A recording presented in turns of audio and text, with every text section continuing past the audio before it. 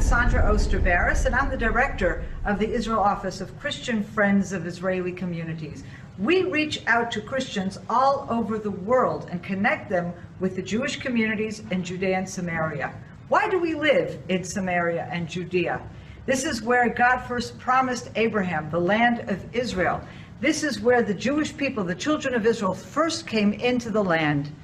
Thanks to the amazing miracle of the Six-Day War, Israel was once again able to come into the biblical heartland, to Judea and Samaria.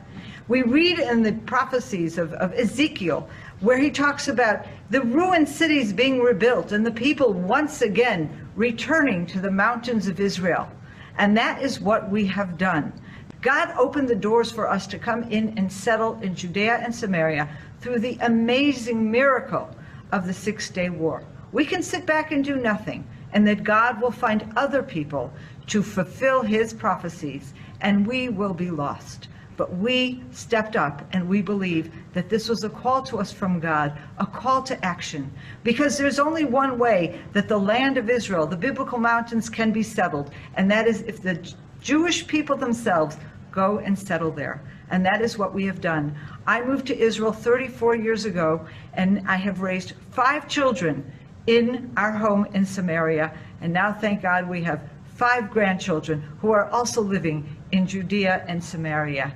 You, Christians for Israel all over the world, can be a part of this. You can connect with us. You can directly assist the people who are settling in the heart of biblical Israel, and you can come and visit us. I invite you to visit me in Samaria. We, standing together, can do so much. Thank you. Shalom. Shalom. Blessings. Thank you. Together. Blessings from Israel. This is real. We are together. Christian friends and supporters of the State of Israel from all over the world, Shalom. We are the Jewish people of the biblical land of Israel. A people who returned to their ancestral homeland after centuries of exile. We are the living evidence that God's Word is alive. That His prophets were real and His promises true. And you are part of this great story. This is real. You respect history. You stand for truth. You believe in the Bible. And you support the State of Israel and the right of the Jewish people to their God-given land. We and you together. Thank you. Thank you. Shalom from Hebron, where our forefathers and mothers are buried. Shalom from the Samaria vineyards, of which Jeremiah prophesied. You shall again plant vineyards on the mountains of Samaria. Blessings from Mount Gerizim and Mount Ebal, where the people of Israel entered into a covenant with God. Shalom from Shiloh, where the tabernacle stood for 369 years. Blessing from the oak of Moreh, where God promised Abraham this land for the first time. From the Jewish homes that have been rebuilt after centuries of dispersion.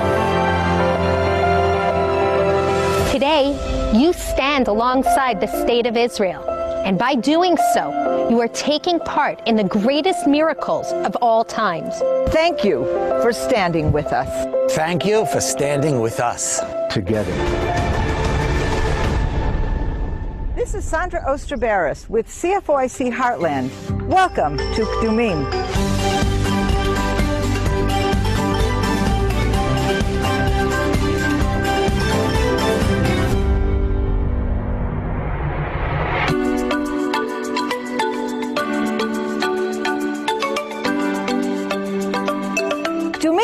is a very special place for me. Even though I have never lived here, I was actually here when this community began. We have to go back to December of 1975. It is Hanukkah. It is raining and pouring, freezing outside. I am 18 years old, and I'm here for a year studying Bible in Jerusalem. The word goes out, they are starting a new community in Samaria. Now, I have to say, a first community in Samaria, because at that point, there wasn't a single community anywhere in Samaria. The word went out that at 2 in the morning we're supposed to go and get on some bus on some street corner in Jerusalem, and we were going to go in the dead of night. We were going in the dead of night because this was against the government desires. At the time, there was a labor government in power, and they were against the whole idea of settlement in Judea and Samaria. Anyway, I was ready to go. I went to sleep with my shoes on, sleeping bag for a pillow. I had my winter coat ready to go, and someone was supposed to wake me up to make that 2 a.m. bus, and they never woke me up. I am not good at getting up early, so there I woke up the next morning, 7 a.m., to discover I had been left behind. So I actually missed that historic moment when all these young people, that ended up being tens of thousands of people out here, right near here actually, wasn't on this spot. They gathered in a place northeast of here called Sebastia. It was an abandoned railroad station. And the group themselves called themselves Elon Moreh, the Oak of Moreh group. The word Kidumim had not yet been invented. Okay? So this was a group, they called themselves the Oak of Moreh group, and they wanted to establish a community somewhere near the Oak of Moreh, where God first promised the land to Abraham. Well, at the end of the day, the government compromised and said, okay, you can come here to this place where there was a military camp near an Arab village called Kadum. And in fact, the military camp was also called Kadum. And they allowed 30 families to settle here in tents and barracks in the army camp. 2 weeks later, I was able to come out here. I came out with 2 friends. We hitchhiked out here. There was, of course, no public transportation here yet. We hitchhiked with this guy driving a car. This was this tiny car. There was no room for anything. I remember being crawled in next to some boxes. It was an insane experience. I came out here, and this is where we were. Now, today you see a community, you see cars, you see houses, people. There are 4,000 people living in this community today. Then there was nothing. There was an army camp and a few young families living in the army camp. Okay? So that was my personal experience, and they lived like that in temporary conditions. The conditions improved a few weeks after I was there, and they actually brought the first mobile homes to this hill, and they established themselves, and they became a community. In May of 1977, Menachem Begin became the first prime minister of Israel for the Likud party, and it is under his direction that the whole settlement policy changed. But the actual change in that policy was witnessed right here where I'm standing. And this is what happened. The elections were a very close call, and people were up all night watching the electoral returns, and finally, at some point towards the morning, it became clear that there was a complete change in the government. Menachem Begin was going to be the first Likud prime minister of Israel. Now, during that time, there were already a number of families living here in mobile homes, and a group of them got together, and they had already planned that in a few weeks' time, they had just built a temporary synagogue. It actually was like 2 mobile homes put together, and they were going to have it as a synagogue, and they wanted to have a special dedication ceremony where they were going to bring in a Torah scroll into this so-called temporary synagogue. They had this idea. These are young people in their late 20s, and they're saying, hey, Menachem Begin, we know him. He's like our kind of guy. He loves settlement. He's always been talking about biblical Israel. How about if we go and we invite him to join us for the dedication of that synagogue? Oh, great idea. So they got on a bus and they go to Tel Aviv the morning after the elections, okay? And they knock on Menachem Begin's door. Now, at that point, he's living in an apartment, a very modest apartment in Tel Aviv. These were very different times than today. They knock on the door. Menachem Begin himself answers the door in his bathrobe. It was already almost noon, but he had been up all night watching the election returns and goes to have a sleep, and then he gets up and he's in his robe and he says, oh my goodness, I know you guys, you're the Kedumim people. And he welcomes them into his house.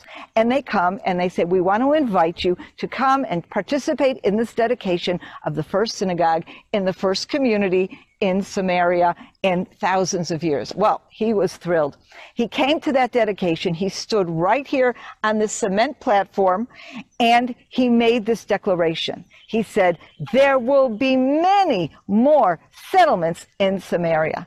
And with the beginning of his tenure as prime minister, we saw absolute explosion of Jewish communities settled all over Judea, Samaria. And it is right here where I'm standing that that history was made.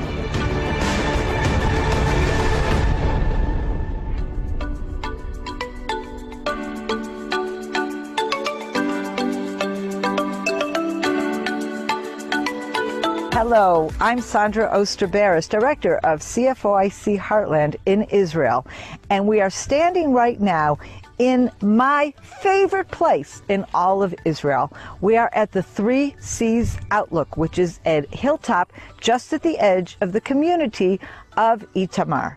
Why do I like this place? Well, let me just show you what is behind me, okay? So if you look over there, you see the community of Elon Moreh, which is Hebrew for the Oak of Moreh. And we'll get to just a minute what actually happened there. Just to the left, we have the mountain that is called Mount Ebal, and just to the left of that is a mountain called Mount Gerizim, and in the valley in between those two mountains is the city of Shechem. So remember those names: Oak of Moreh, Mount Ebal, Mount Gerizim, and the city of Shechem below. Now we're going to take a look at our Bible and see what happened in those places, and I think that will give you a sense of why I love this area so much. Okay, let's start with Genesis 12. The Lord said to Abram, "Go forth from your native land and from your father's house to the land that I will show you." Here's Abraham minding his own business, living in Mesopotamia, which is modern-day Iraq, and God calls him out, selects him, gives him a mission like no other person before him. And he's telling him he wants him to leave everything he knows behind and go forward to a land that I will show you. Abraham doesn't even know what land that is. He doesn't know where he's going. This is the ultimate servant of God. He is following God's direction. He's going where God points him. And God here promises him something. He says, "I will make of you a great nation. I will bless you. I will make your name great. I will bless those who bless you, and curse him that curses you, and all the families of the earth shall bless themselves by you." And this, of course, becomes a foundational promise to Abraham. And in fact, many of my Christian friends quote this verse 3, Genesis 12:3, "I will bless those who bless you," and quote that as inspiration for their own desire to bless Israel. Because, of course, what God is saying here, anyone who blesses Abraham and the children of Israel will end up being blessed themselves. Anyway, we see then Abraham obeys God's word, and he starts to walk. By the way, Scripture tells us here that Abraham is 75 years old. And if you take a look at some of the mountains that we are in now, appreciate that Abraham was walking this distance and climbing these mountains.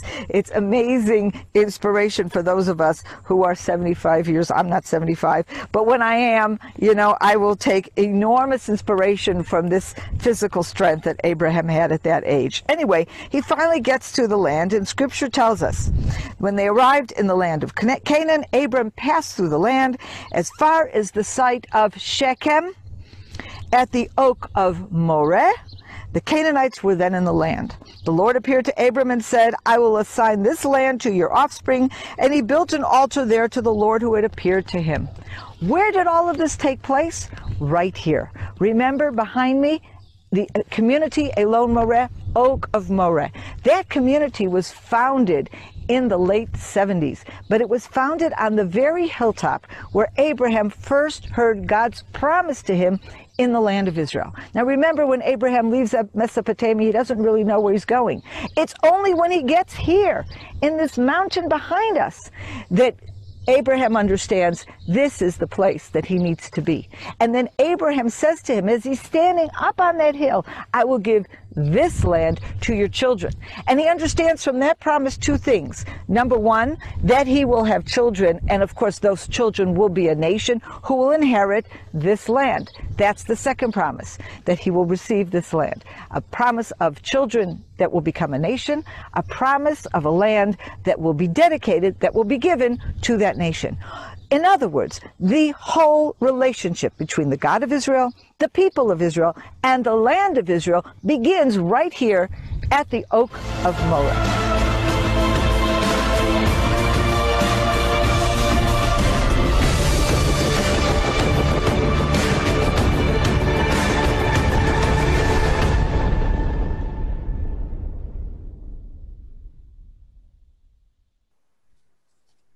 弟兄姐妹平安，大家好，欢迎大家来参加我们撒玛利亚犹大地以色列山神对犹太人的应许的线上讲座。我们很高兴今天能够请到以色列撒玛利亚犹大地的这个 Christian Friends of Israel Community Heartland 这个Director Sondra Oster Baras 来到我们当中来分享。我是亚拿国际侍奉的创办人跟执行长。我们的亚拿国际侍奉是 Anna's International Ministry AIM 啊。那这个不是因为我个人的名字，我的名字也叫 Anna， 而是因为路加福音2章36节到38节里面讲到，在圣殿当中服侍的亚拿。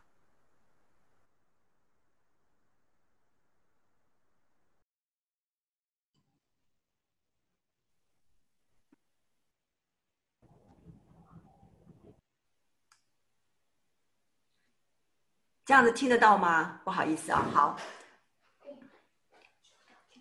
，OK， 我已经那个了，好，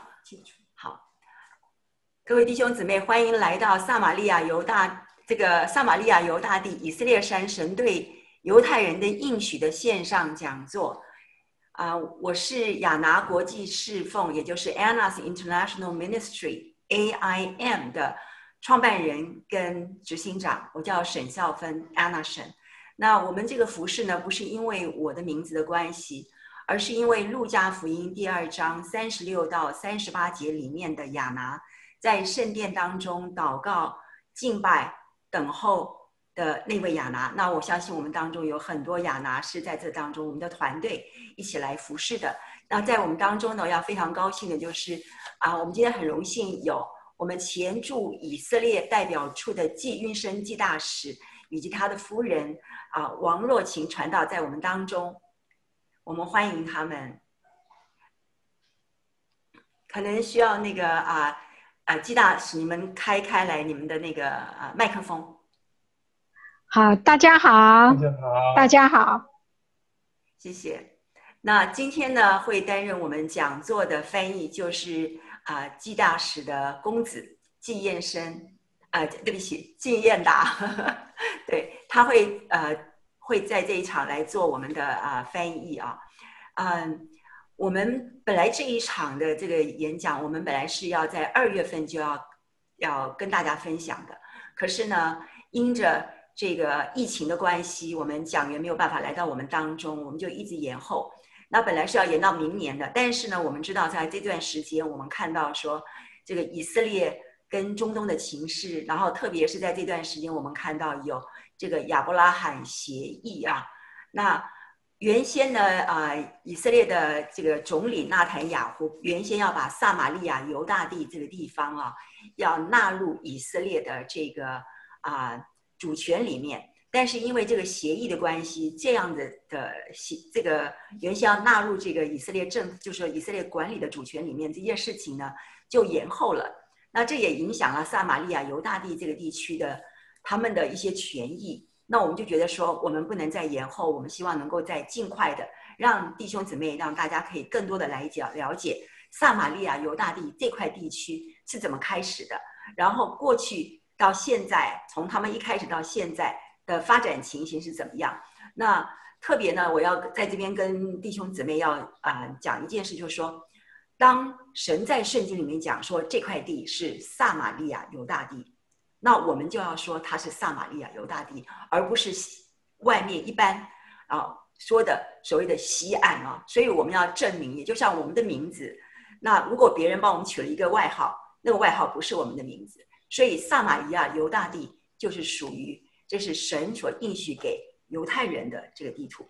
那我们今天呢，就要请这个Israel 这个CFOIC 就是 Christian Friends of Israeli Community Heartland 的这个Director 就是 Sondra Oster Baras 特别来跟我们分享在这块地区的情况，同时呢，他也会深入的跟大家分享有关于这个亚伯拉罕协议对于他们的影响跟现在的情势。好，我们现在就一起来欢迎这个 Sondra Baras 来跟我们分享，谢谢。Welcome, Director Sondra Baras.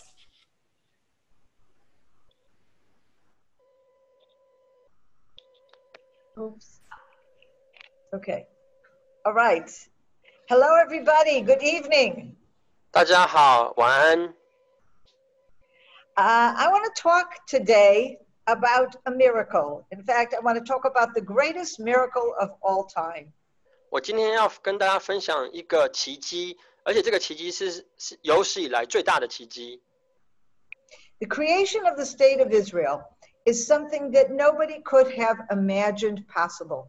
A group of people exiled from their land for 2,000 years, remaining a nation, coming back to that same land and reconstituting themselves as a modern independent nation.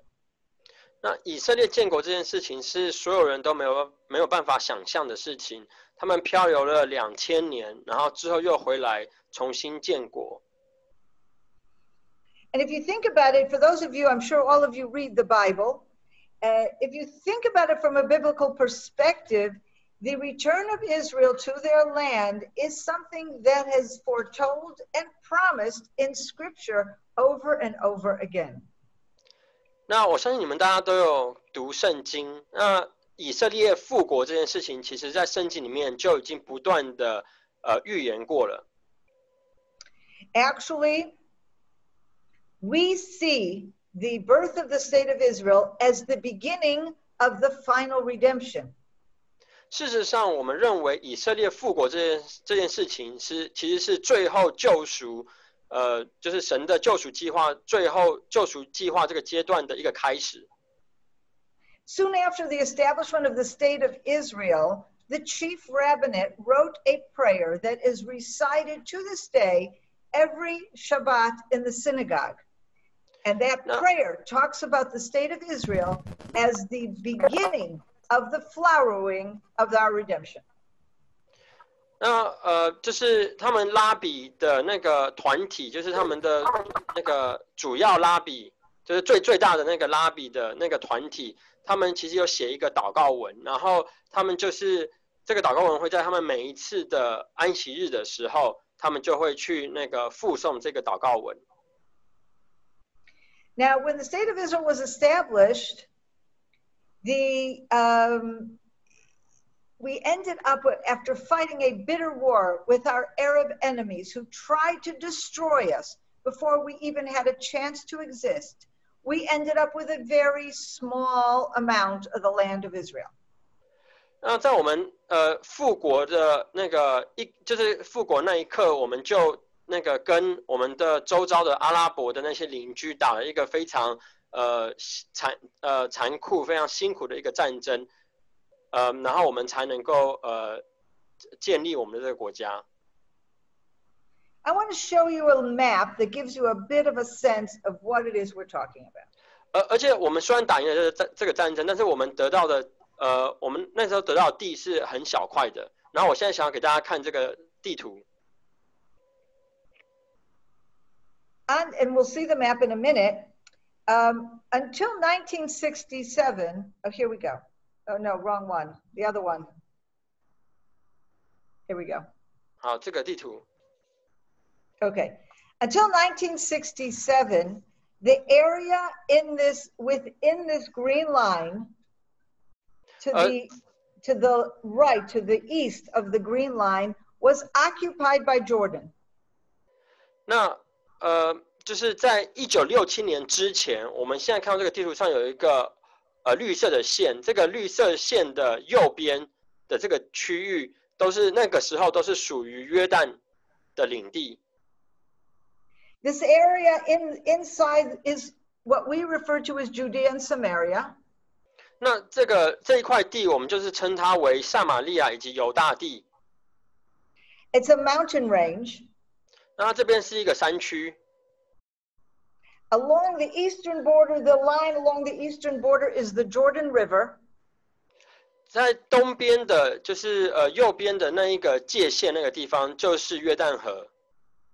And to the right, to the east, in the yellow area, that is Jordan. 然后在更右边那个黄色的区块，那个就是约旦这个国家。Now you can see where Jerusalem is. It is surrounded until 1967 by Arab territory. 所以你们可以看到中间的耶路撒冷，在1967年之前，其实它的周围都是被阿拉伯国家所包围的。And in fact, the old city of Jerusalem is also occupied by Jordan. Jerusalem is a divided city until 1967. 事实上，在1967年之前，耶路撒冷这一个城市，它也是被分割的，然后还有一半是被约旦所占领的。What happened in 1967 was that Jordan attacked Israel from this area. 那在1967年发生的事情，就是在那一天，约旦就是从这个地方攻击了以色列。And Israel miraculously drove the Jordanians back east to Jordan, which is where they are to this very day. 那非常奇迹式的，以色列居然打败了约旦，然后将约旦一直赶回了他们黄色的那一个区域里面。Now, the euphoria, the amazing excitement that comes out in Israel and among Jews all over this time, all over the world at this time, is amazing. 那1967年战争赢了之后，造成的一个結果就是全世界各地的犹太人都非常的那个大肆的欢庆，非常的开心，非常快乐。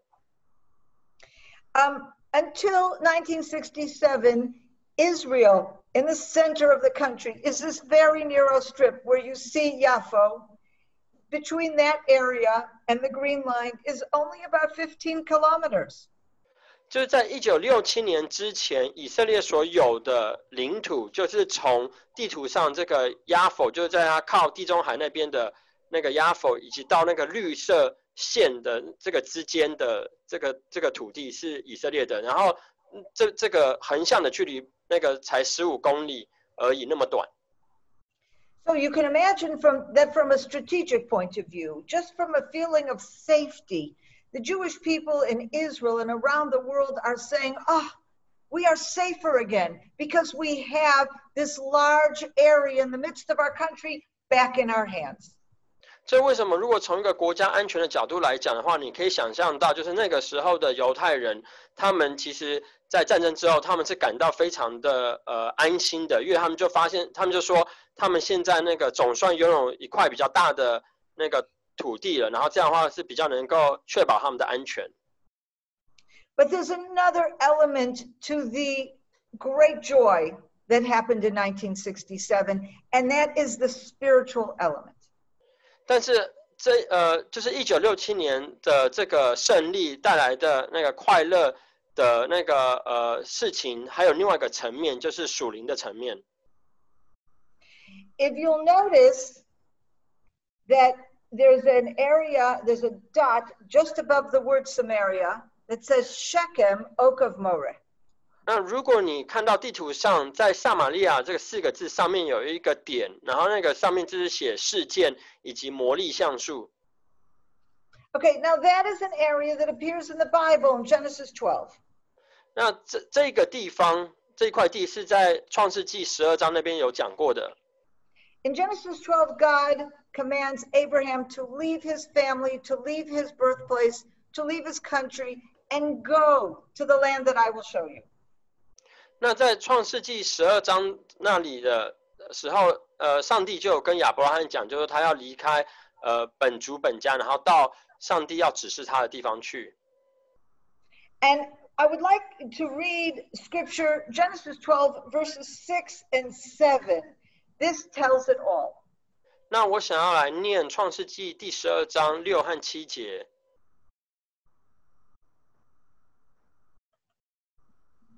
Do you have that scripture? 那 Right. 你们yes. So I just read it. Yeah, just read Genesis 12, 6 and 7. 好，那我来念创世纪12章6和7节。亚伯兰经过那地，到了示剑地方摩利橡树那里。那时迦南人住在那地。耶和华向亚伯兰显现说：“我要把这地赐给你的后裔。”亚伯兰就在那里为向他显现的耶和华筑了一座坛。Okay, can I see the map again? The same map. 那请把刚才的那个地图给拿出来。Okay, so at this place that I noted here, Shechem, the oak of Moreh, that is where Abraham stood. That is where Abraham first promised him that the land of Israel would go to his children who become the children of Israel.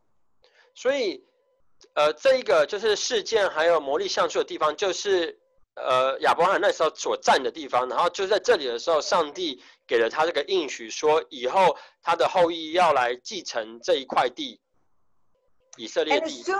As soon as Abraham hears that promise, he begins to travel south on this pink line, which will take him past Jerusalem and on to Hebron and ultimately to Beersheba.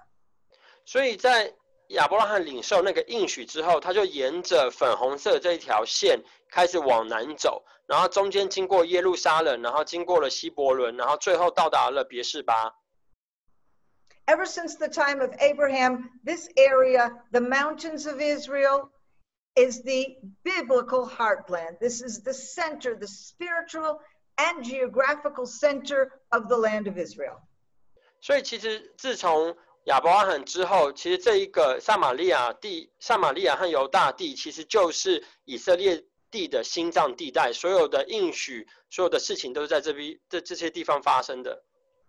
Okay, we don't need the map anymore for now. Now, so you can imagine that with the victory in 1967, when we come back into this part of Israel, we are not only safer and more secure, but we are coming back to our ancestral homeland, to the center, to the areas of Shechem, the mountains of Samaria, to Judea, to Hebron. These are places that not only were occupied by Jordan, but were completely off limits to Jews for that entire 19-year period from 1948 to 1947. Excuse me, till 1967. 所以1948年一直到1967年之间，这19年间，就是犹太人那时候还没有办法回到这个心脏地带，那就是自从他们能够回到这个心脏地带之后，不只是他们安全的一个问题，那个得到了一个保障，特别就是说在属灵层面来讲，他们总算回到了他们的祖先的地，而且这个地是他那个整块地里面最心脏的位置。And there's actually a scripture, there's so many scriptures that express to us the fulfillment of God's promise in bringing the nation of Israel, not just back to part of the land of Israel, but to this very center of the land of Israel. But one of the scriptures that I like best is Ezekiel 36. And let's read that, if you can read that, Ray. Ezekiel 36, verses 8, 9, and 10.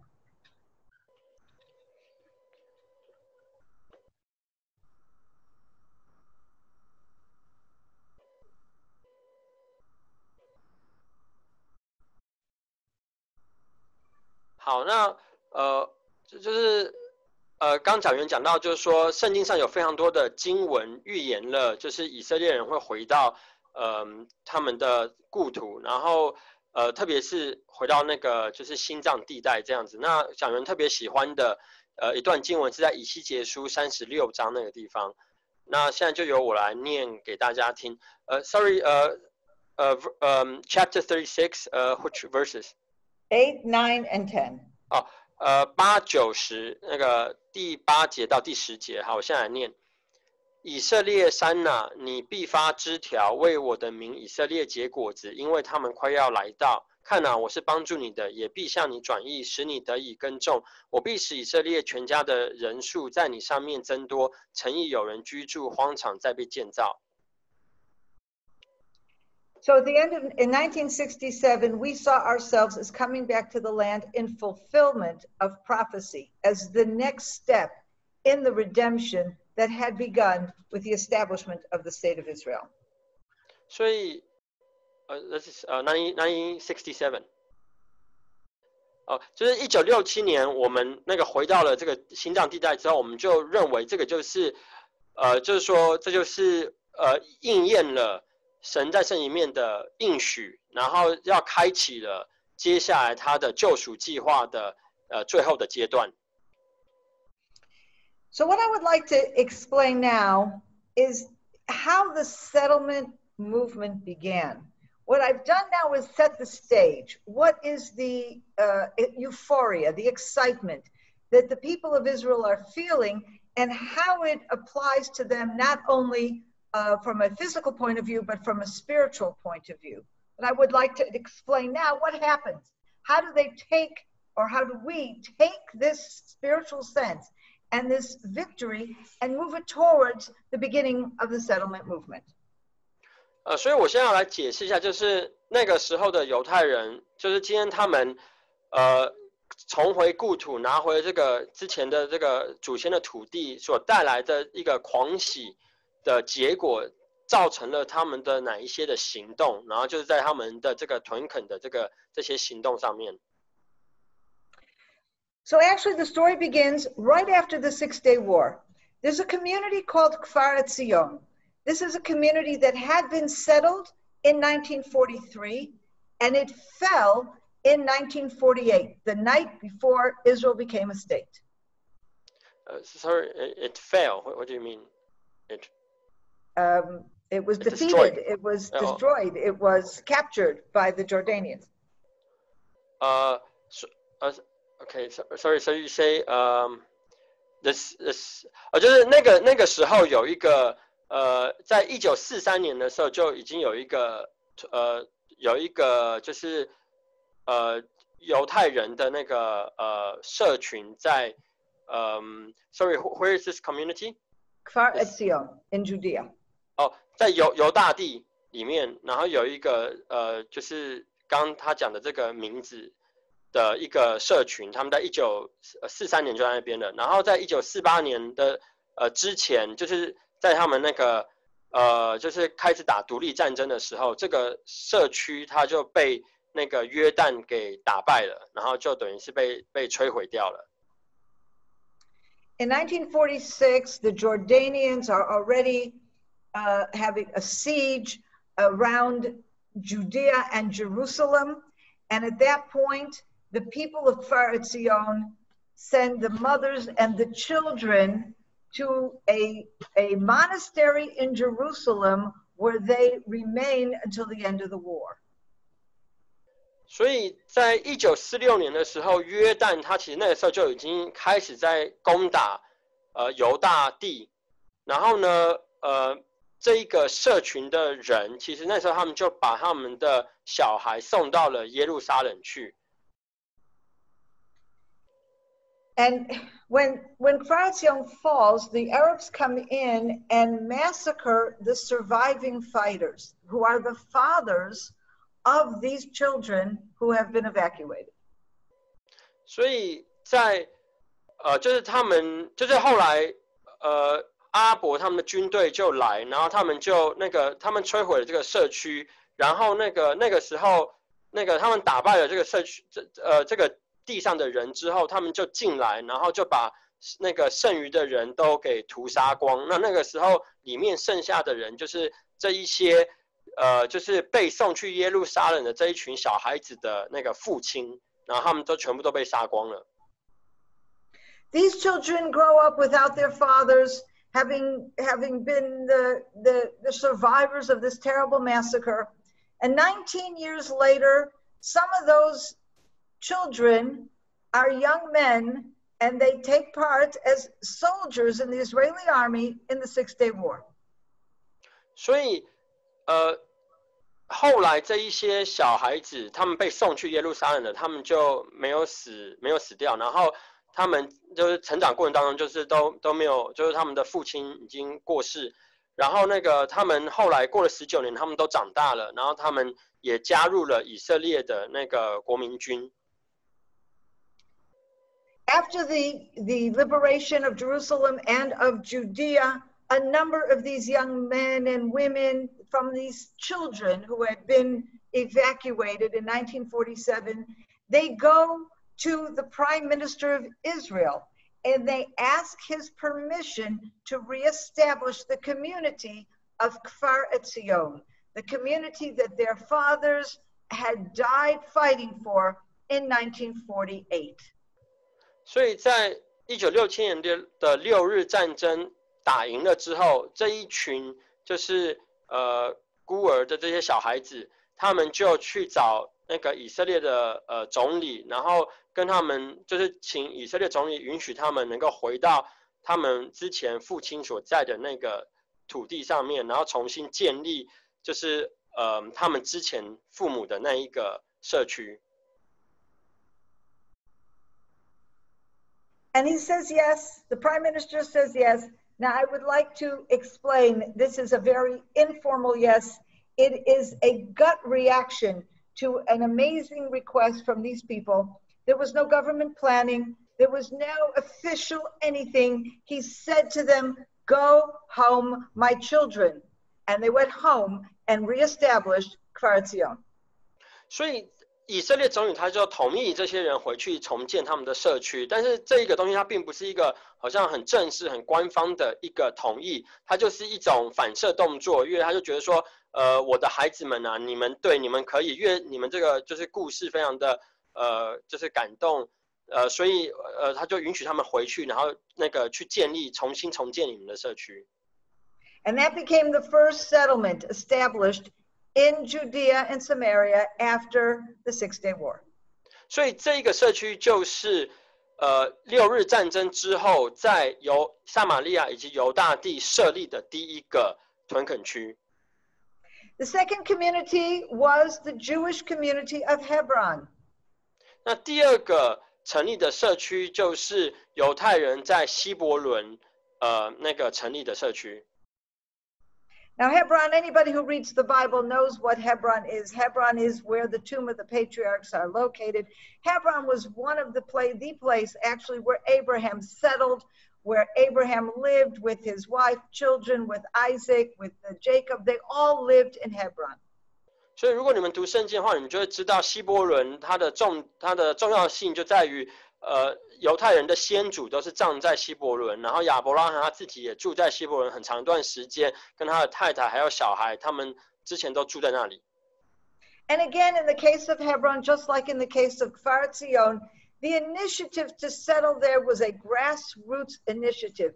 It came from people, from individuals who felt so strongly that now that we had access to these places, we needed to immediately reestablish a Jewish presence there.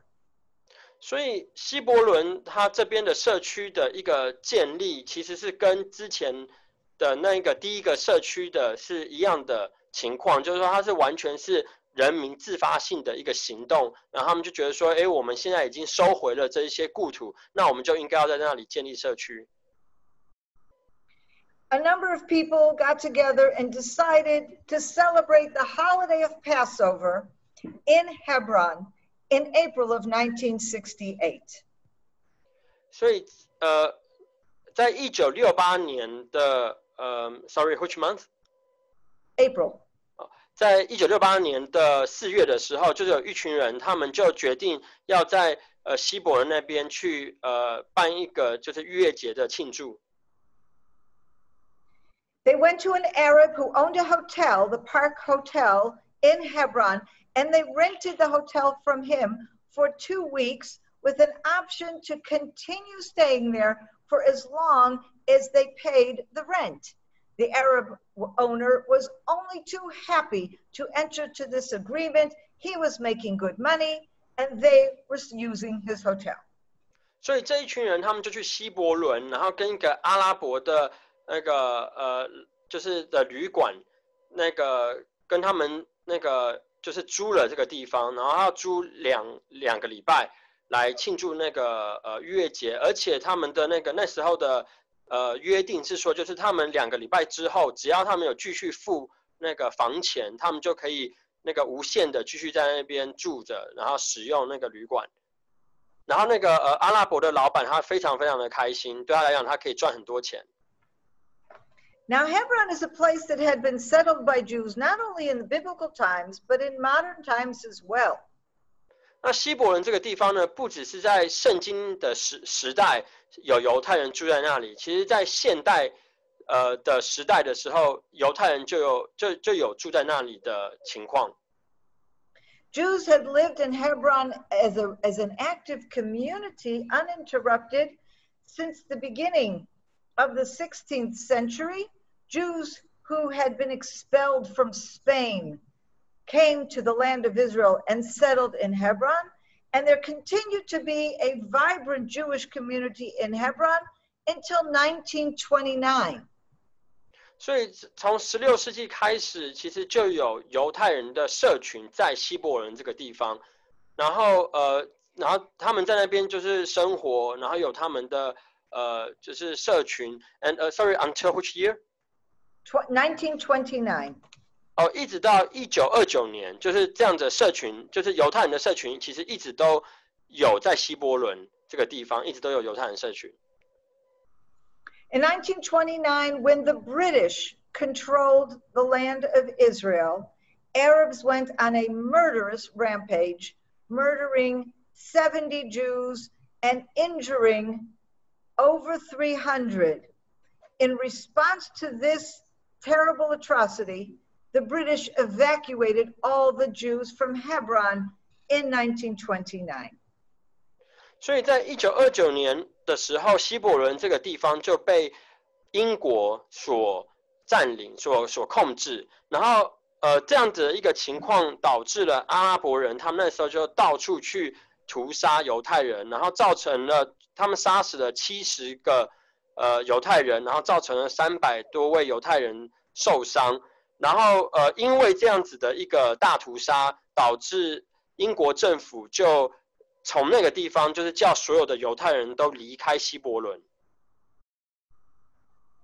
The interesting thing that in 1968, when that group of Jews went to Hebron to celebrate Passover, one of the people there was an elderly gentleman who had been a baby in 1929, who was rescued, who was saved from the massacre because somebody pushed him under a bed where the Arabs would not see him.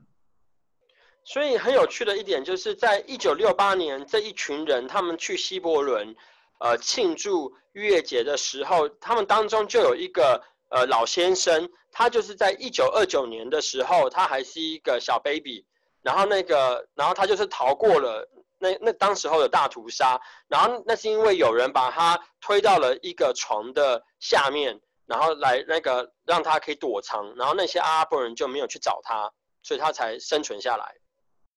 This was the beginning of the settlement movement in Judea very soon after the Six-Day War.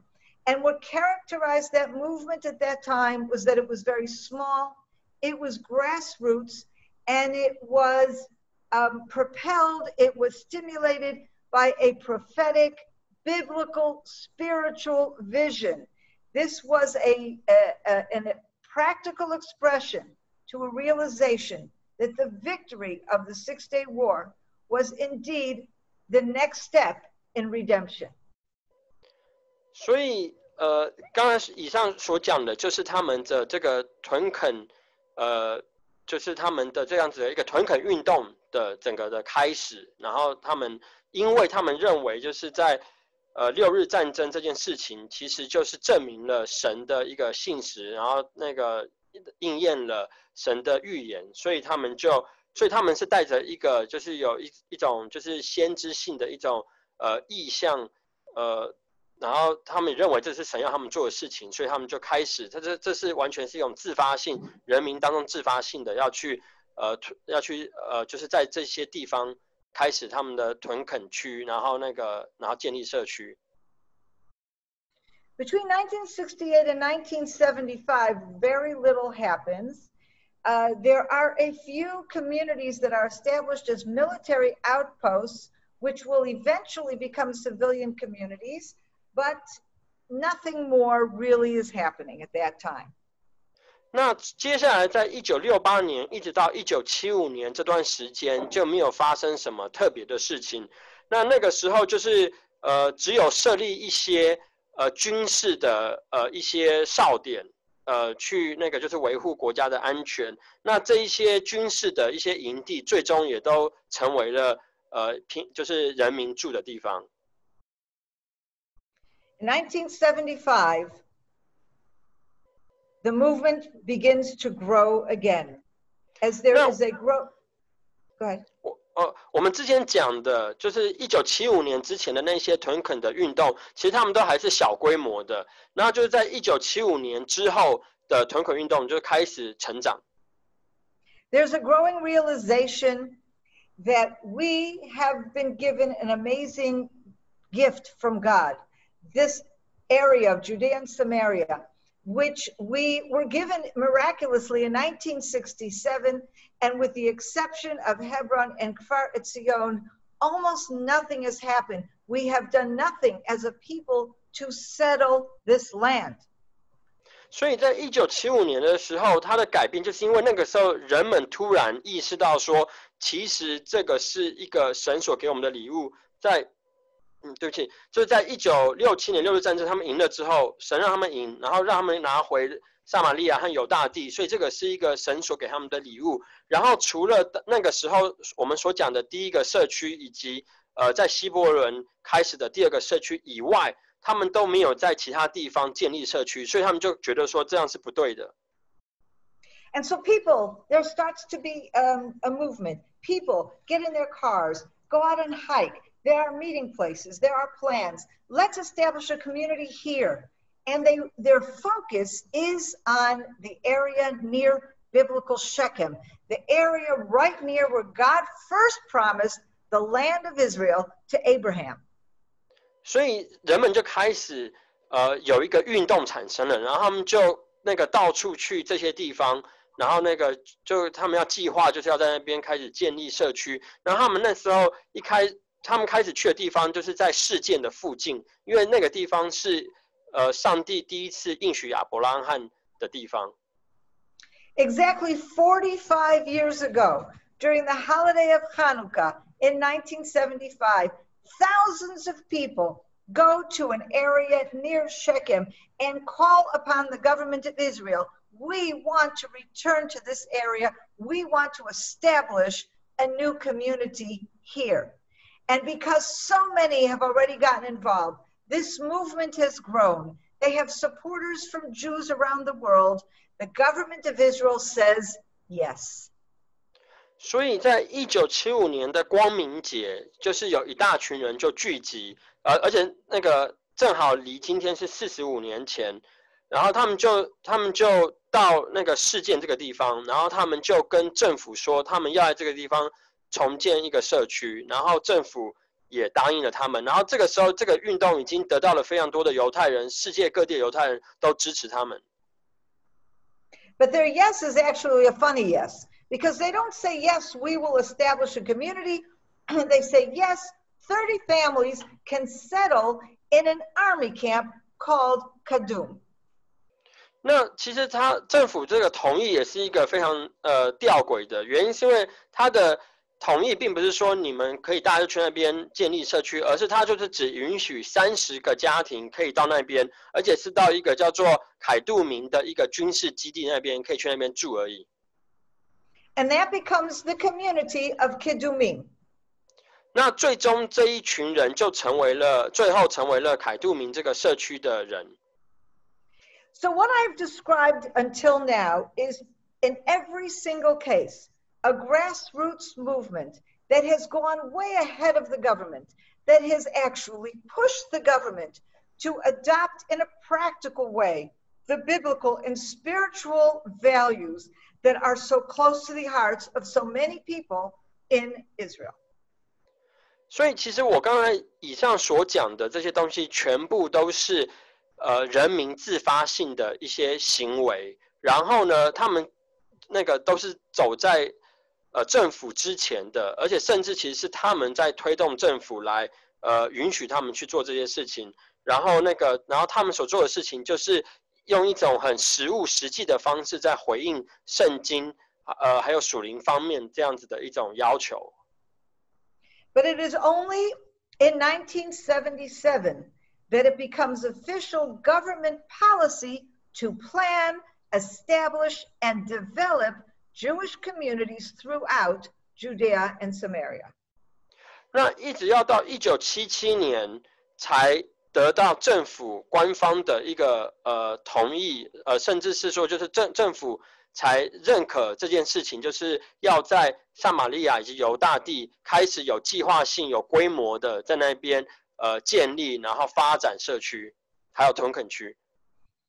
And that is when Menachem Begin becomes the first prime minister of Israel from the Likud party, and he himself is a deeply religious man and states all over the world, Judea and Samaria is biblical Israel and belongs to the land of Israel. 那是在比金这个总理的就是他的任内的时候，他们才开始在才开始大量的在推动屯垦区的这些计划，然后他们也才承认就是他们现在所做的这个事情是符合圣经的。I'd like to show another map now that gives you a little bit more of an understanding of where these communities are.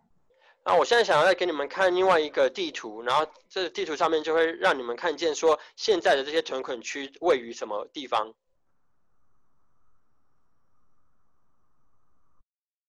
We're going to see a map that's very similar to the map we saw earlier, but with a little bit more detail and a little bit more Chinese. 那我们现在要看的这个地图，它上面跟上个地图差不多，只是它有更多的细节，而且也会有一些中文的字在上面。Okay, so you see the same map, Judea in the south, Samaria in the north, Jerusalem in the middle, and the Jordan River on Israel's eastern border.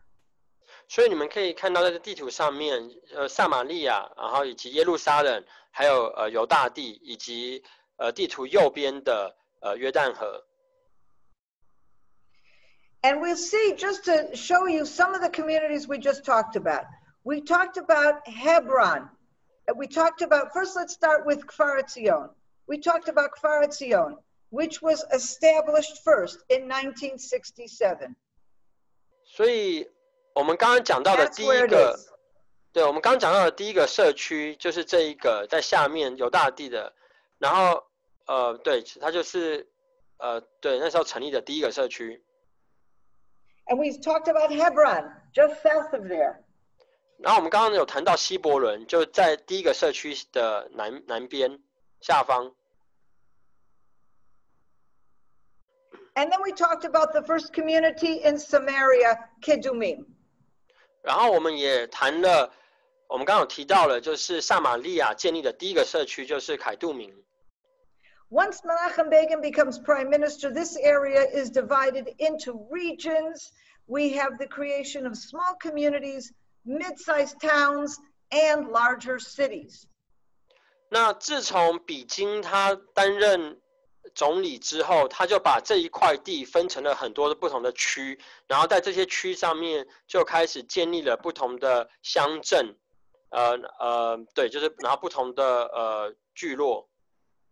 Okay, we don't need the map anymore.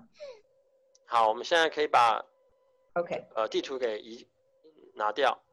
Okay, so on the one hand, we have ever since 1977, for most of the years since then, we have had a right-wing government. We have had a Likud-led government, which supports settlement in Judea and Samaria. And actually, the government of Israel is extremely involved in planning. It is no longer a grassroots, unofficial movement. It is a regular government-sponsored development program. 所以自从1977年之后，以色列的政府就是一直就大部分时间都是右派的政府，然后是那个里库这个党的人所担任总理，所以他们是非常支持就是那个西岸的屯垦区的这些计划，所以他就已经从一种人民自发性的行动变成了政府支持推动的一个行动了。But the grassroots movement remains extremely important because already from the very beginning of Menachem Begin's rule through to today, the settlement movement comes under increasing controversy and resistance both within Israel and from the international community. 那就是他们的虽然它已经变成了官方的在支持东西了，可是他们人民的那种自发性的这样子的一个力量仍然是非常的重要，特别是说那个他们之后面临了非常多的那种拦阻，不管是以色列内部有一些人，比如说左派人，他们就不同意，以及他们在国际上也是遭受到非常多的谴责。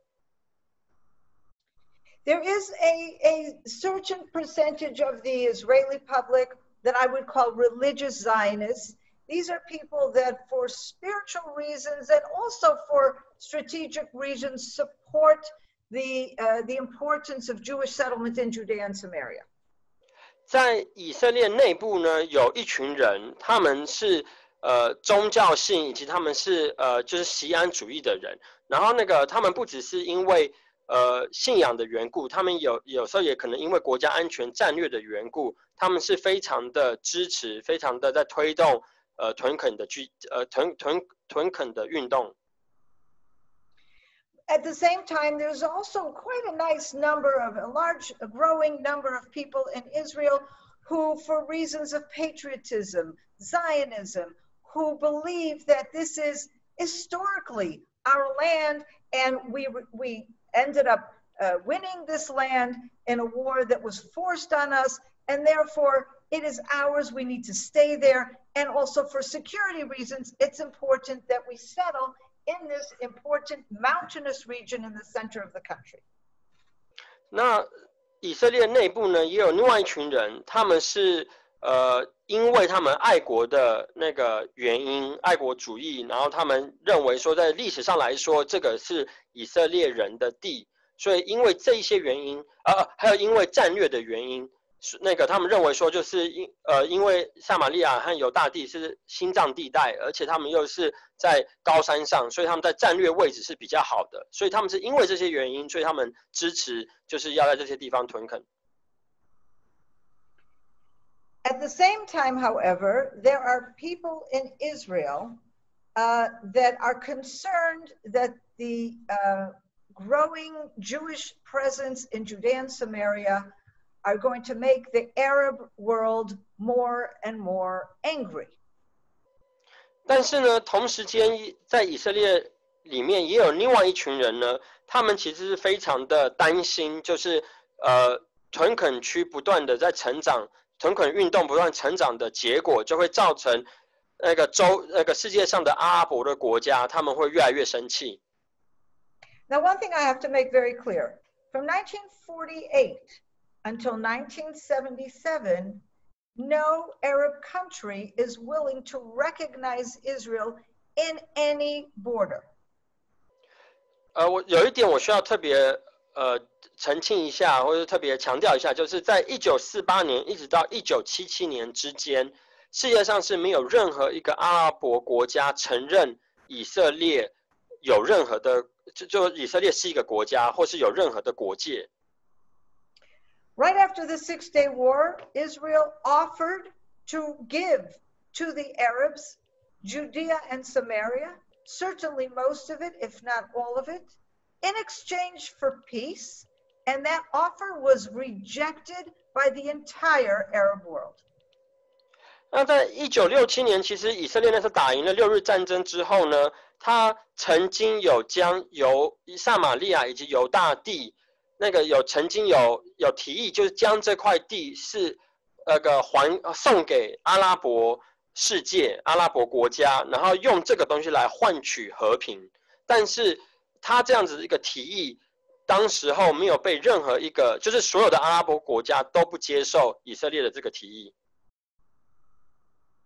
But there remained people in Israel, as well as the entire international community, that believed that the only path to peace with the Arab world was the establishment of a Palestinian state in the middle of Israel, a Palestinian state that would occupy most, if not all, of Judea and Samaria.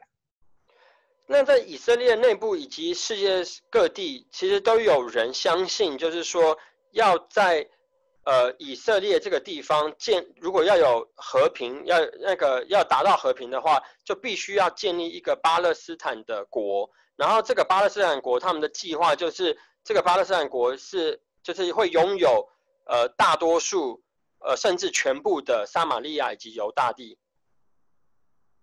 So what we had then in Israel, and with ramifications all over the world, were two different ways of looking at Judea and Samaria. 所以这样的结果就导致了以色列以及在以色列或者是世界各地呢，他们对于就是撒玛利亚以及犹大地，它就有两种不同的看法。On the one hand, we had people who believed in the exchange of land for peace. If we give the Arabs land, they will give us peace, and we would be giving them land in the context of a two-state solution. 所以呢，第一种看法就是认为说，我们应该要用地来换取和平，所以呢，他就要在以色列地这个上面建立两个国家，所以这个就是两国论的那个和平方案。And on the other hand, you had the people in the settlement movement together with their supporters all over Israel that said, this land is the heart of biblical Israel. We must retain it for security reasons. A Palestinian state in the middle of the land of Israel threatens Israel's survival. But more importantly, the development of this land is the fulfillment of prophecy and part of the redemption. 那第二种看法的呢，就是屯垦区运动的这一群人，然后他们就认为说，为了就是国家安全的缘故，我们不能让巴勒斯坦国建立在以色列的心脏地带，而且我们犹太人在拿回这个地，本来就是在应验了圣经的应许。Today, we have close to 500,000 Jews living in Judea and Samaria. 那今天我们在撒玛利亚以及犹大地呢，是有50万人的人口。We live in regular homes. There are shops and schools and businesses here. The communities themselves have been developed like any community anywhere in Israel and in many places around the world. 那今天在屯垦区的这些社群呢，其实他们就是住在很一般的房子，然后他们也有他们的商业活动，他们的一般的日常生活，他们其实是跟世界上其他的地方都是的那些城镇都是很相似的。But if we would not have had so many challenges, we would be with far many more communities and far more people living here. 但如果不是因为他们面临那么多的挑战、那么多的困难的话，其实现在这一些屯垦区的人数应该是更多的。As a result of the controversy, the argument within Israel and between Israel and the international community, enormous pressure was placed on the Israeli governments throughout the decades to refrain from expanding these communities. 那由于以色列政府一直以来，就是在过去好几年以来，一直不断的受到不管是国内或国际上的这一些的压力，然后就是那个要求他们就是不准去发展屯垦区。Now, in keeping with the Arab rejectionist policy against Israel, not only did the Arab world vehemently object to these communities, but they began supporting terrorist activity by the Arabs living in Judea and Samaria against the Jews who are living here. 那阿拉伯世界呢？他们则是就是他们本来从就是禁止或是反对屯垦区屯垦运动这样子的运动产生，他们慢慢转变成他们甚至不只是反对屯垦区，他们还开始支持就是恐怖分子的行动，就是住在撒玛利亚和犹大区的这些犹大地的这些恐怖分子，他支持他们可以去攻击以色列人的屯垦区。Beginning in 1988, which is when we first saw widespread and organized Arab terrorism, until today, we have seen attacks against individuals, against communities, suicide bombers, shooting going on the roads, against school buses, against ordinary people in their cars. This is terrorism, and terrorism has been targeting Jews in Judea and Samaria for many, many years. 自从1988年开始，我们就看到阿拉伯的那些恐怖行动就越来越多了，而且他们不只是不只是攻击那个政府或是军警等等，他们甚至会攻击就是一般的平民老百姓这样。然后我们看到很多自杀客这些等等的都开始越来越多。然后那个以色列就一直长期的在这样子的一个恐怖的攻击之下。And this is why the grassroots movement remains so important, because if you are thinking of moving to an area that is more dangerous than other parts of Israel, that is more controversial than other parts of Israel, you have to believe in the depths of your heart and soul that this is what God wants you to do. And therefore, it was the continued activism of the grassroots movement that pushed these communities forward despite the pressure and the restrictions. 所以这就是为什么这些人民自发性的这样子的一个力量是那么的重要，因为他们认为这个就是神要他们做的一个事情，所以他们才能够继续不断的，就算面临了那么多的挑战，那么多的困难，他们还可以不断的继续的往前走，然后继续的去建立社区，然后继续住在这些地方。In 1993, Israel decided to try something new. It decided to try some kind of land for peace, to test it out. If we indeed were to transfer land to the Palestinians, to give them an opportunity to move towards establishing their own state, would it indeed bring us closer to peace? 所以在1993年的时候，以色列当时就想要来测试一下，是不是用土地换取和平，真的就能够换得到。About half of the country in Israel supported this approach, and half opposed it. 当时以色列有一半的人口，他们是支持这样子的一个计划的，就是用土地去换取和平，然后有一半的人是反对的。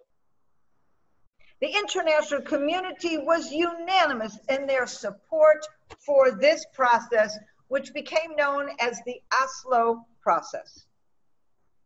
所以，就是那个时候的国际上，他们所有的国家，他们都是支持，就是用土地去换取和平这样子的一个计划。所以这就是后来成为非常有名的，就是奥斯陆的那个协议。I'd like to show you another map very briefly, just to give you a sense of what this process did to Israel. 那我想给你们看一个地图，来解释一下这个协议那个时候对以色列产生了什么样的一个影响。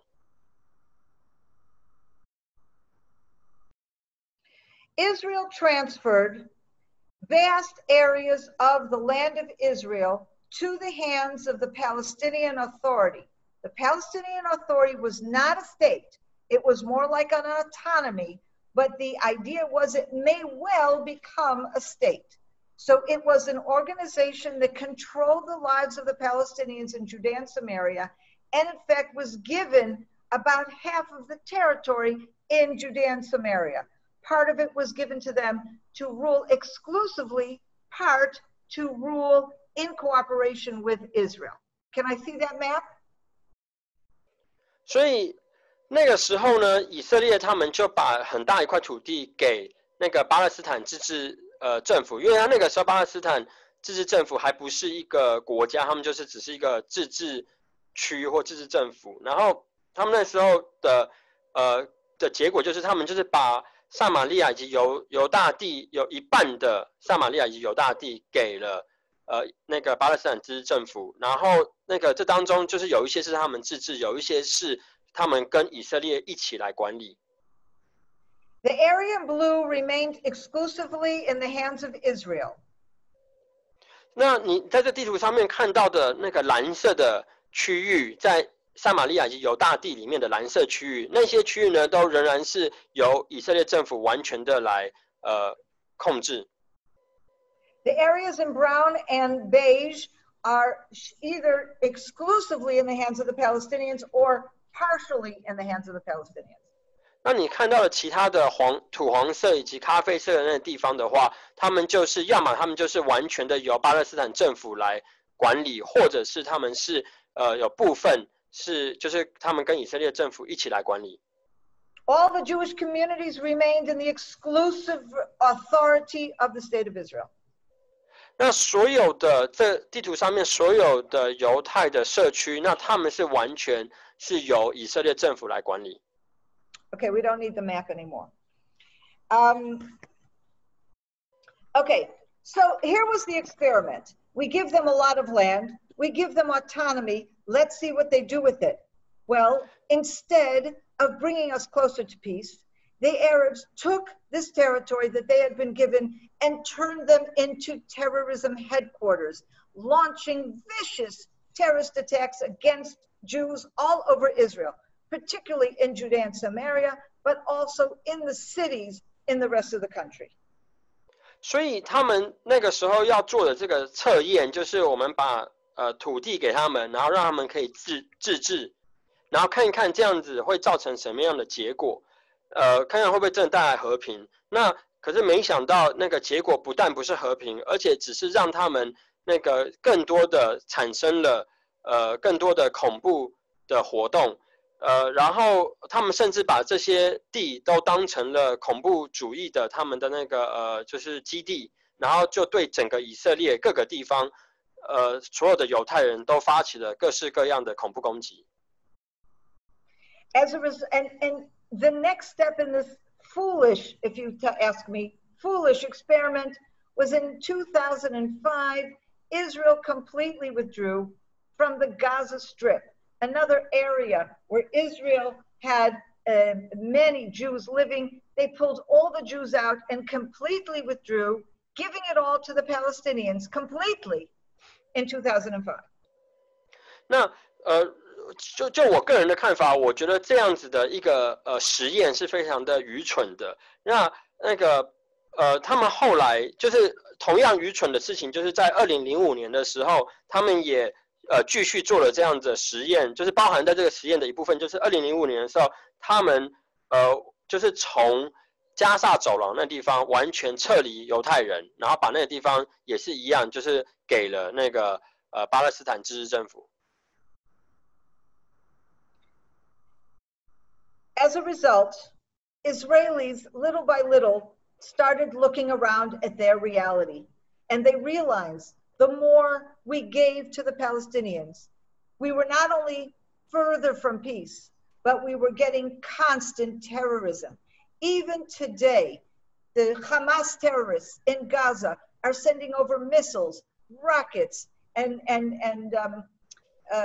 balloons, and fire balloons, trying to destroy people and property whenever and wherever they have the chance. 所以从这边我们就可以看到，就是今天那个以色列他就是犹太人，他们今天看这个实验的结果，就是他们看到他们就是不断的遭受到恐怖攻击，然后像一直到如今那个在加萨走廊的那个哈马斯这个恐怖组织，他们也会不断的去发射火箭等等等的，或是那个就是有一些那个就是在那个气球上绑一些炸弹类的东西，然后他们就会造成以色列各处都那个会有火灾。So what we've actually witnessed during these past, I don't know, 20 years, I would say, 15 or 20 years, is there is now a divergent movement in Israel as opposed to what the rest of the world is thinking and looking at Israel.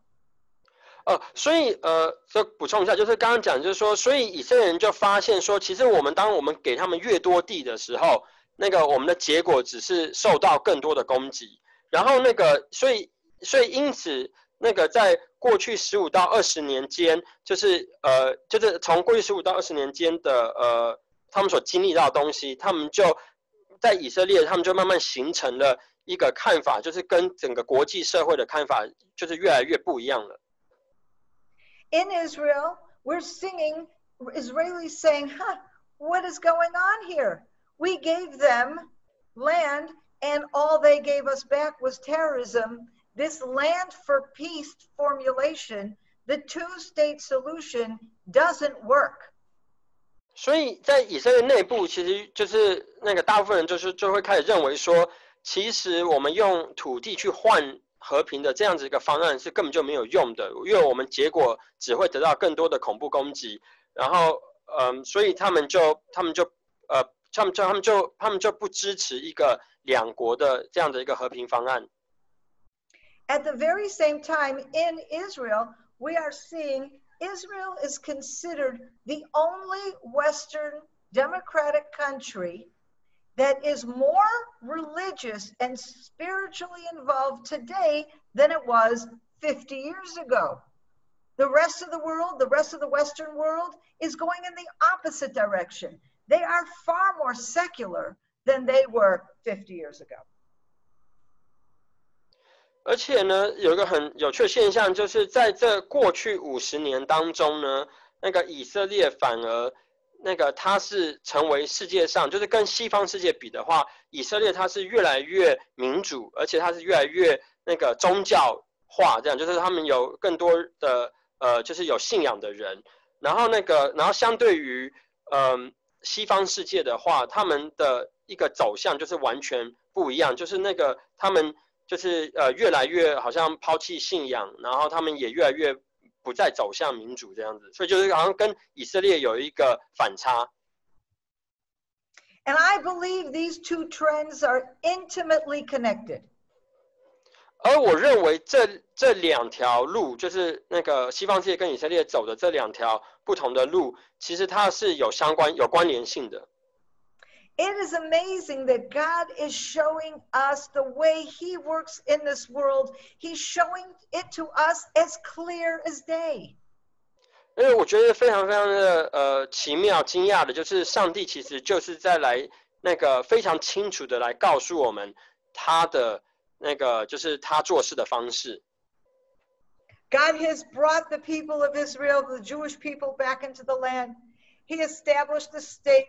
We were then able to liberate the Biblical Heartland, Judea and Samaria.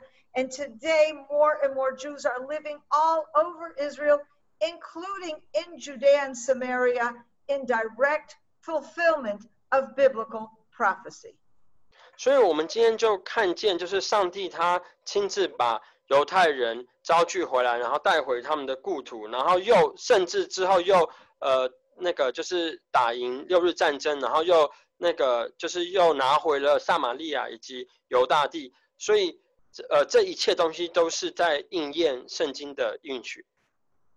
And while initially only a small group of people were able to see this clearly, the more we tried other solutions, secular solutions, two-state solutions, and the more they failed, more and more Jews in Israel are beginning to realize there is a biblical pattern here. There is a biblical foundation. We need to go with the biblical pattern and hold on to Judea and Samaria, both for our safety and for our spiritual integrity.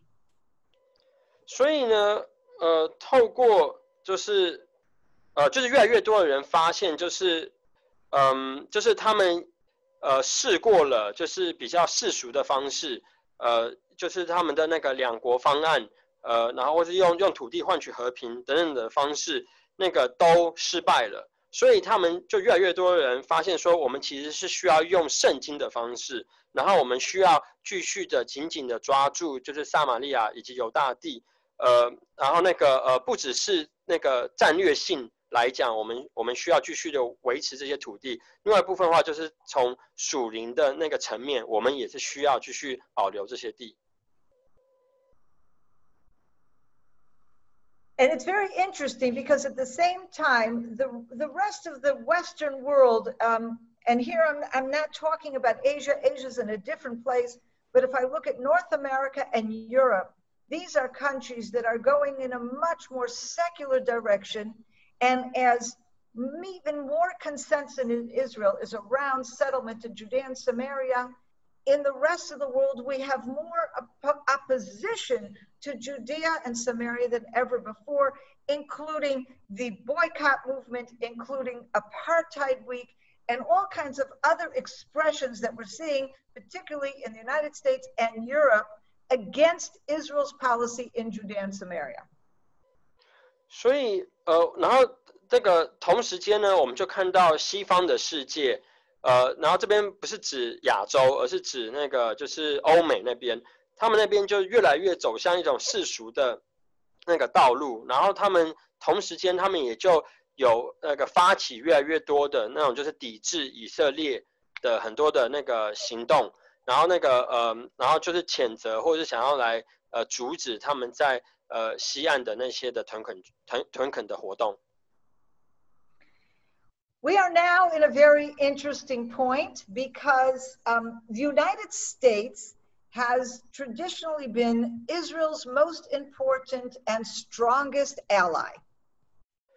那在这地方，我们有看到一些那个变化，就是因为那个美国一直以来都是以色列最重要的盟友。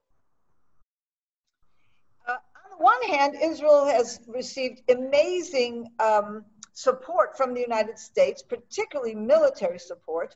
On the other hand, all American presidents and governments have been against the settlement policy of the Israeli government. 所以以色列虽然他们就是一方面，他们受到就是得到美国的非常非常多的帮助，特别是在军事上的那个协助，但是呢，美国的历来的政府以及他的总统都是反对以色列在撒玛利亚和犹大地的屯垦的这样的运动。However, there has always been two specific populations in the United States and in Europe, and actually around the world, who support Israel's settlement movement. And those are religious, Bible-believing Jews and Bible-believing evangelical Christians. 但是呢，那个唯一的不同就是在世界各地只有两种人，他们是支持的以色列的屯垦的运动的，那就是宗教性的犹太人，他们对，就是读圣经那个宗教性的犹太人，以及就是基督徒当中的福音派。For more than 20 years, I have been speaking to evangelical Christians in the United States and in other countries of the world, trying to encourage them to understand why the Jewish presence in Judea and Samaria is critical to anyone who has a biblical vision, and at the same time, encouraging them to raise their voices so that they can influence their government's policy on this issue.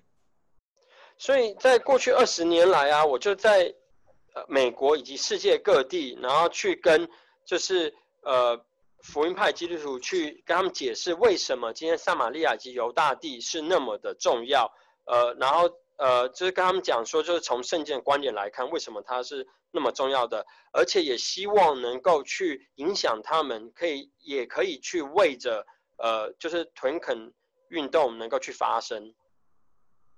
When President Trump became president of the United States, for the first time we had a president who felt totally indebted to the evangelical Christians of the United States for voting him into office. And at the same time, he too personally has a personal love for Israel.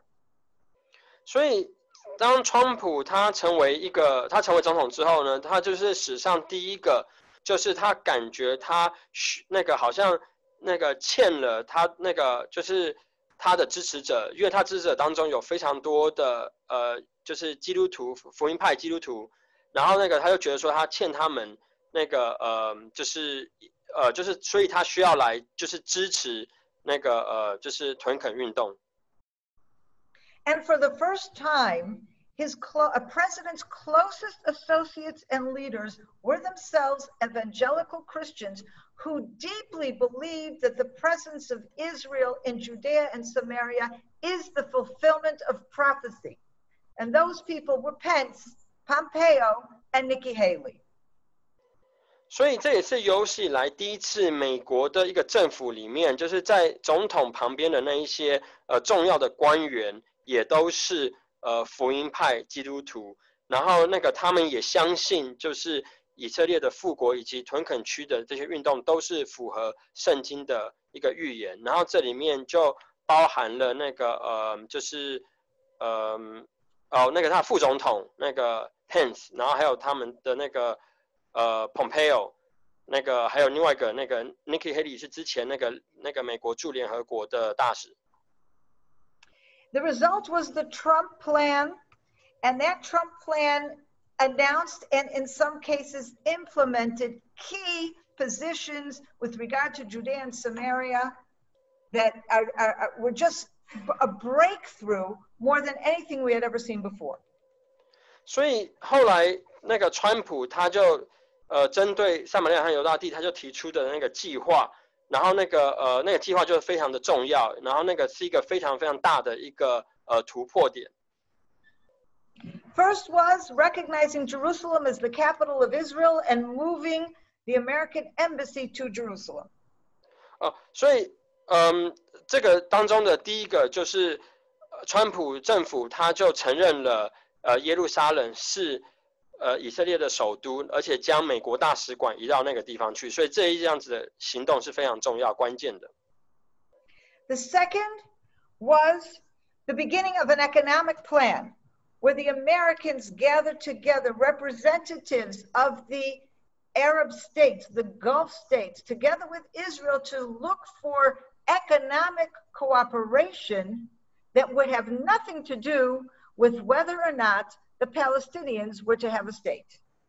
然后第二点就是说，他那个川普的这个计划造成了，就是以色列以及那个就是湾区的那一些阿拉伯国家，他们能够达成某种协议，或是某种合作，然后是在经济上面能够达成某种合作，而且这样的合作是不受说那个巴勒斯坦到底有没有建国这件事情的影响。The third was an announcement by Trump and later again by Pompeo that the United States would recognize Israel applying sovereignty to up to 30% of Judea and Samaria. Now, this only applies to the small parts of Judea and Samaria that remain in exclusive Israeli control. But it still was a very, very important step forward, far more than anything we have ever received from any government. 那第三点呢，就是川普的计划包含的就是他们打算要让就是撒玛利亚以及犹大地有30%的土地要纳入，就是正式的那个宣告说那些土地是属于以色列的国家的领地。那而且这30%就是这30%的这个土地呢，它现在本来就已经是在完全的以色列的控制之下的土地。才会被纳入就是那个以色列的领地。但那个虽然这个好像听起来不是很多，可是这个已经是有史以来任何政府给予以色列的一个最大的支持了。Now I just want to point out that Judea and Samaria, no part of Judea and Samaria was ever actually annexed, or Israeli sovereignty has never been applied to it. It is an area administered by the state of Israel, but legally we are not the same as the rest of Israel. 那我在这边想要那个强调一点，就是说，因为其实撒玛利亚以及犹大地从来都不曾在就是说法律上来讲被认定为以色列国家的一部分，所以以色列在那边一直都没有所谓的就是真正的一个主权。And this is something that has created difficulties for those of us living in Judea and Samaria all these years, because it has made certain aspects of developing the communities, building homes, setting up businesses much more complicated than it would be if we were living in the other part of Israel, which is fully sovereign. 所以这样子的一个情况，就对于我们那些住在撒玛利亚以及犹大地的人，造成了非常大的那个困扰。就是说，虽然我们可以住在那里，可是问题是，当我们要做很多的事情的时候，我们要可能建立公司啊，或是做很多事情的时候，我们会遇到非常多的麻烦。然后这些东西是跟我们如果住在以色列其他地方不会遇到的困难。然后原因就是因为就是在法律上来讲，这个地方那个以色列并没有这个地方的主权。But probably the most important reason why sovereignty is so important to us is because it sends a very strong message to people all over the world, particularly to the Arab world, but not only to the Arab world, to all those friends of the Palestinians around the world, a message that says, we, the Jewish people, are here in Judea and Samaria to stay. This is our land, and we are not going to leave. 所以主权这一个问题呢，其实它的影响就是非常的大的。所以今天那个川普的计划会那个就是认可这个以色列主权这件事情，就是要来告诉全世界以及以及阿拉伯人和巴勒斯坦人，就让他们知道说这块地是以色列的，然后他们会永久住在这里。The final piece of this puzzle were the Abraham Accords, the agreement signed between Israel and the United Arab Emirates and Bahrain. 所以川普计划的最后一个拼图呢，就是亚伯拉罕协定，然后那个这个东西就是造成了就是阿拉伯联合大公国，然后那个巴林跟以色列能够交好。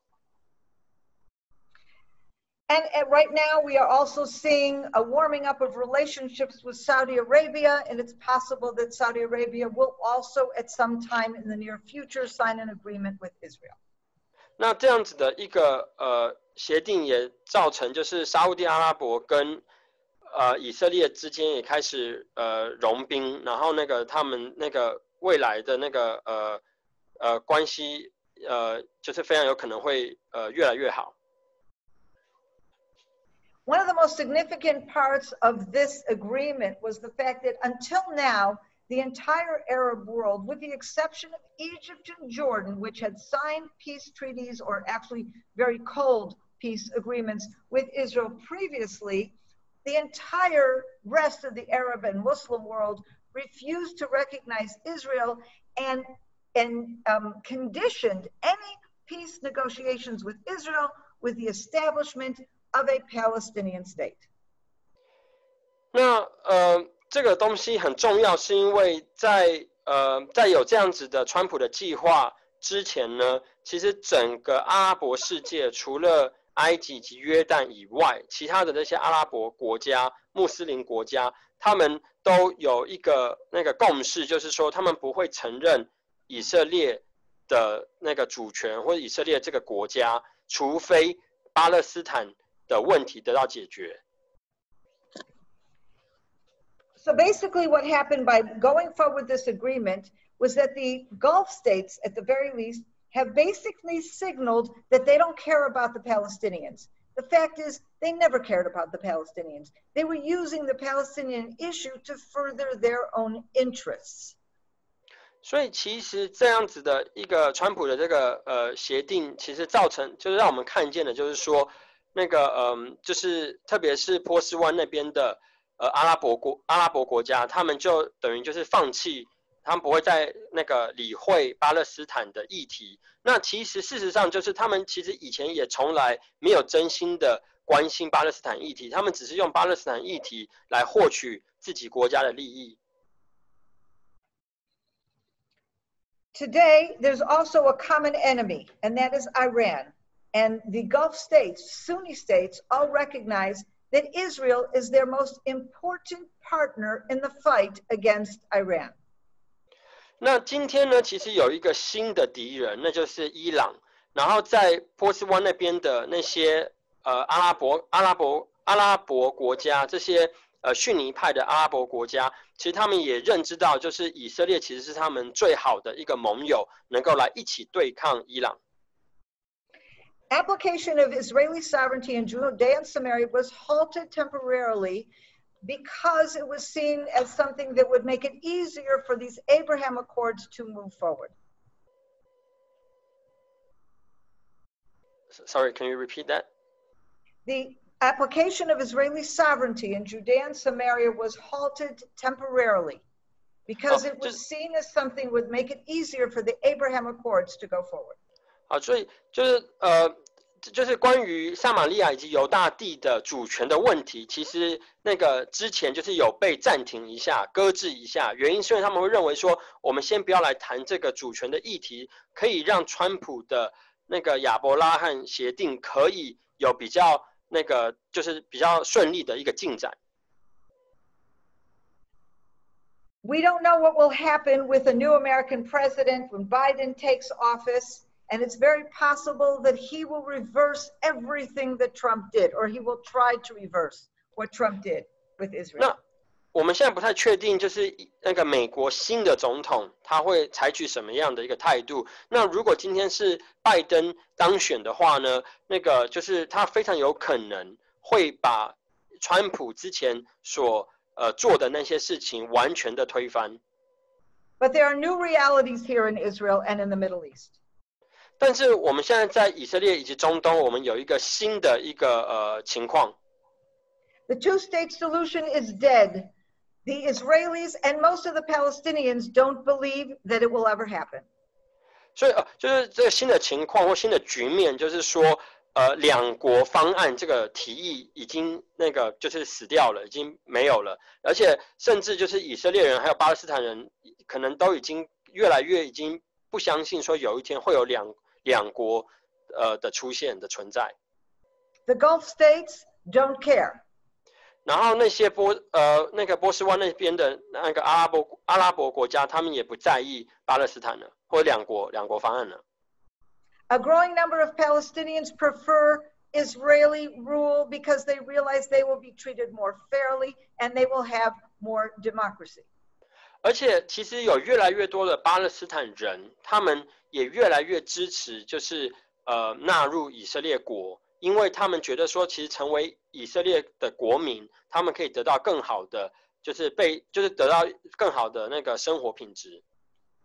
And let me just remind you that the Abraham Accords refer to the first patriarch Abraham. 那让我提醒一下，就是亚伯拉罕的协定，他其实他这边说的亚伯拉罕就是先祖的那一个亚伯拉罕。It recognizes that there were two sons of Abraham, Isaac and Ishmael, the Jews and the Arabs. 那亚伯拉罕他当时有两个儿子，一个就是以实玛利，一个就是以撒。那以撒就是犹太人，以实玛利就是阿拉伯人。And what this does is lay the foundation for Arab recognition that the children of Isaac, the children of Jacob, the children of Israel, they have the land of Israel. The children of Ishmael have the Gulf states. They have the rest of the Middle East. This is where we believe we are going. 那为什么要讲它是亚伯拉罕协定？就是因为他那两个孩子的这样子一个事实，就可以让阿拉伯人可以去接受，就是说那个就是亚伯拉罕的那个以撒的那个支脉，就是雅各、以色列等等等的，他们是可以继承以色列地的这一块地。然后呢，那个以实玛利的后代就是阿拉伯人，他们的神给他们的地，就是以色列地之外的其他的那一些中东的地方都是他们的。And let me just make one thing clear. 那让我澄清一下。We do not need the approval of the United States or of the Gulf states. We know that our presence in Judea and Samaria, that the Jewish right to the entire land of Israel is something that has been given to us by God. And when it comes from God, do we need anyone else's approval? 那我要澄清一下，就是说，其实我们并不需要从美国或者是阿拉伯国家得到任何的那个同意或是认可，因为我们相信今天以色列人那个是从神那边得到了那个就是那个权柄，可以拥有以色列地这块地。那既然是神所允许的事情，我们还需要向任何人得到他们的同意吗？ That's it. 好，那我今天要讲的就讲完了。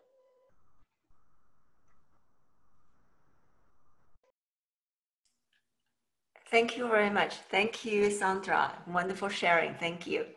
好，弟兄姐妹今天呢，我们很有幸能够听到这么样深入的一个分析。那请大家呢，我相信大家一定有很多的疑问有些问题，请你们把你们的问题写下来，然后用 email 发给我们。那明天呢，我们会请 Sondra 来更深入来回答你们。然后呢，明天的时候也请大家记得7点45分就可以上线。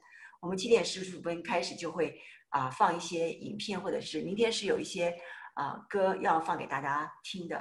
好，那今天我们就到此，然后愿神祝福你们今天所听到的都能够在你们里面能够消化吸收。我们也为此感谢神给我们这样一个恩典。好，我们也谢谢燕达给我们这么好的翻译，谢谢。Thank you, Sondra, and we'll see you tomorrow. Thank you very much. Yes, see you tomorrow. Thank you all. Thank you. 好，谢谢大家。